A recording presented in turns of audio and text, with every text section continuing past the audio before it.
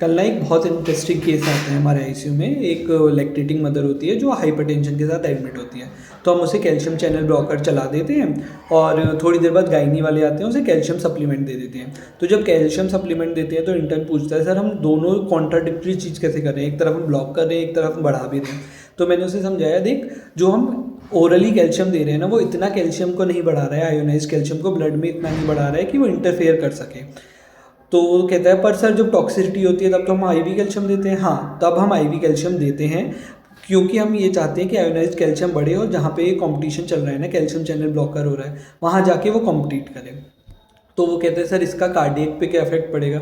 तो मैंने कहा देख क्या होता है ना, नॉर्मली जो हमारे कार्डियक मायोसाइट्स हैं वो फ्री फैटी एसिड से एनर्जी लेते हैं। पर जब भी स्ट्रेस आता है, जैसे कि अभी कैल्शियम चैनल ब्लॉकर की टॉक्सिसिटी हो गई, तो वो फ्री फैटी एसिड से ग्लूकोज पे शिफ्ट हो जाते हैं। जब वो ग्लूकोज पे शिफ्ट हो जाते हैं, अब एनर्जी वो ग्लूकोज से ले रहे होते हैं। The metabolic shift means the heart prefers glucose.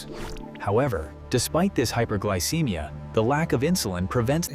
पर कैल्शियम चैनल ब्लॉकर टॉक्सिसिटी में कैच है, वो क्या करते हैं ना, कार्डियक मसल पे तो एक्ट करते हैं, पर पेनक्रियाज में जो बीटा सेल हैं जिनमें एल टाइप कैल्शियम चैनल है, उन्हें भी ब्लॉक कर देते हैं। तो इंसुलिन कम निकलता है, तो उसकी वजह से क्या होता है, ग्लूकोज बढ़ जाता है। अब हमारे बॉडी में ग्लूकोज ज़्यादा है, स्टिल हमारा जो कार्डियक मायोसाइट्स हैं वो ग्लूकोज को यूज़ नहीं कर पा रहे क्योंकि इंसुलिन की कमी है। As you can see, the glucose molecules are abundant, but without insulin to unlock the channels, they cannot enter the starved heart cells.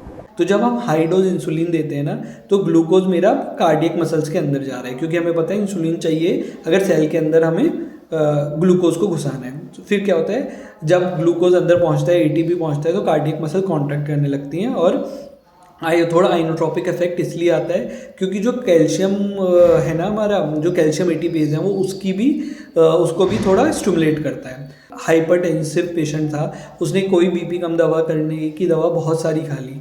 अगर वो हमारे पास आया हाइपोटेंशन विद हाइपोग्लाइसीमिया, तो वो बीटा ब्लॉकर की टॉक्सिसिटी है। पर हाइपोटेंशन विद हाइपरग्लाइसीमिया तो वो कैल्शियम चैनल की टॉक्सिसिटी है। तो मुझे लगता है हम समझ गए हैं, हमने मेन 3 पॉइंट डिस्कस करे कि कैल्शियम चैनल ब्लॉकर के साथ कैल्शियम सप्लीमेंट दे सकते हैं। हाँ, दे सकते हैं।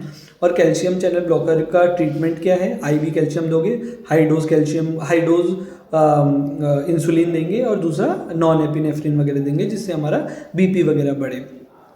और जब भी हम हाई डोज इंसुलिन देंगे तो हमें पता ही है कि हमें पोटेशियम मेज़र करना ही है और डेक्सोज देना है कि जिससे शुगर कम ना हो जाए। तो मुझे लगता है आपको ये टॉपिक अच्छा लगा होगा। अगर मैंने कुछ गलत बताया है या कुछ आउट ऑफ द कॉन्टेक्स्ट बताया तो बताइएगा। Thank you.